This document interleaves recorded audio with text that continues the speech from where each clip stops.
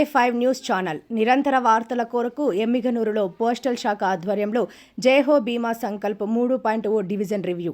ఎమ్మిగనూరు పట్టణంలోని కుర్ని కళ్యాణ మండపంలో భారత ప్రభుత్వ కమ్యూనికేషన్స్ మంత్రిత్వ శాఖ డిపార్ట్మెంట్ ఆఫ్ పోర్ట్స్ ఆధ్వర్యంలో డాక్ సేవ జన్ సేవ కార్యక్రమంలో భాగంగా POSB మరియు జయహో బీమా సంకల్ప్ 3.0 డివిజన్ రివ్యూ కార్యక్రమాన్ని ఘనంగా నిర్వహించారు.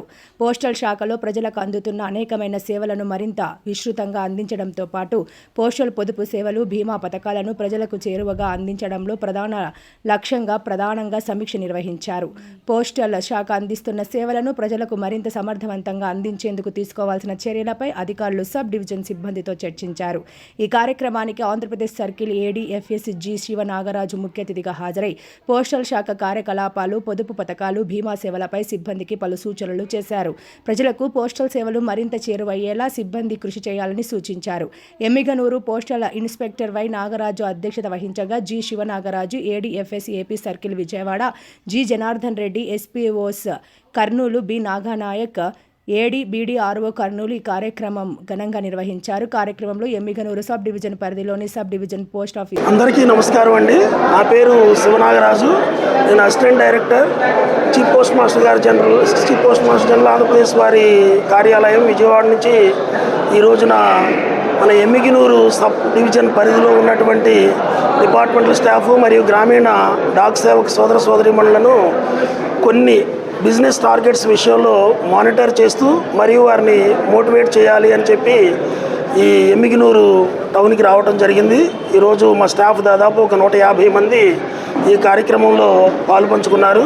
ముఖ్యంగా వారికి మన పోస్టల్ డిపార్ట్మెంట్ పరిస్థితులు ఇప్పుడు ఎలా ఉన్నాయి, సో పై అధికారులు ఏమి ఆదేశాలు ఇస్తున్నారు, అలాగే ఆదేశాలకు అనుగుణంగా మనం ఎలా పనిచేయాలి, అలాగే ప్రజలకి మన డిపార్ట్మెంట్లో ఉన్నటువంటి స్కీమ్స్, ముఖ్యంగా సేవింగ్స్ బ్యాంక్ ఆర్గనైజేషన్కి సంబంధించినటువంటి సుకన్య సమృద్ధి, అలాగే PPF, post office savings bank తదితర స్కీమ్స్, అలాగే గ్రామీణ తపాలా జీవిత బీమా అర్హులైనటువంటి ప్రజలకి ఎలా అందించాలి, ప్రజలు వాటిని ఎలా సద్వినియోగం చేసుకోవాలి, అసలు మన పోస్టల్ డిపార్ట్మెంటు ఈ స్కీమ్ని ఏ దృక్పథంతో ఇస్తుంది అనేటటువంటి వివరంగా వివరించడం జరిగింది.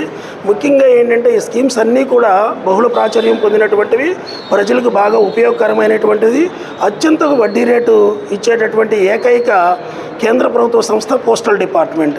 సో దీన్ని ప్రజల్లోకి విరివిగా తీసుకెళ్ళటం మీ ఆలోచన విధానంలో భాగంగా జరగాలి అని చెప్పడం జరిగింది.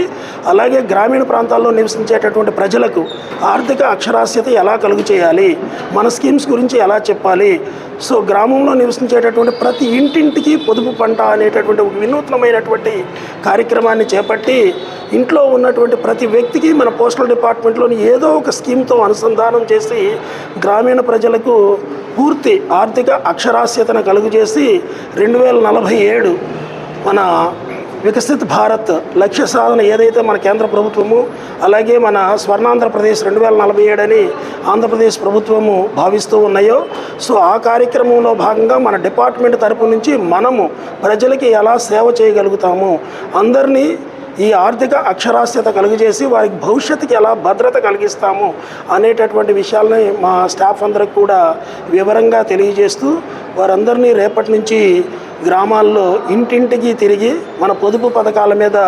విశదీకరించవలసిందని చెప్పి వివరణాత్మకమైనటువంటి ప్రజలకి వివరంగా చేయాలని చెప్పి వివరించడం జరిగింది. అలాగే మరీ ముఖ్యంగా రేపు 19, 20, 21వ తారీఖుల్లో మన ఆంధ్రప్రదేశ్ పోస్టల్ శాఖలో ఆంధ్రప్రదేశ్ సర్కిల్లో ఉన్నటువంటి దాదాపు 10,000 పైచిలకు పోస్ట్ ఆఫీసులకి జయహో బీమా సంకల్ప్ అనేటటువంటి ఒక వినూత్నమైనటువంటి బీమా క్యాంపెయిన్ కార్యక్రమాన్ని ఏర్పాటు చేసి ప్రతి గ్రామంలో ఉన్నటువంటి పోస్ట్ మాస్టర్ని వాళ్ళ సిబ్బందిని జాగృతం చేస్తున్నాము.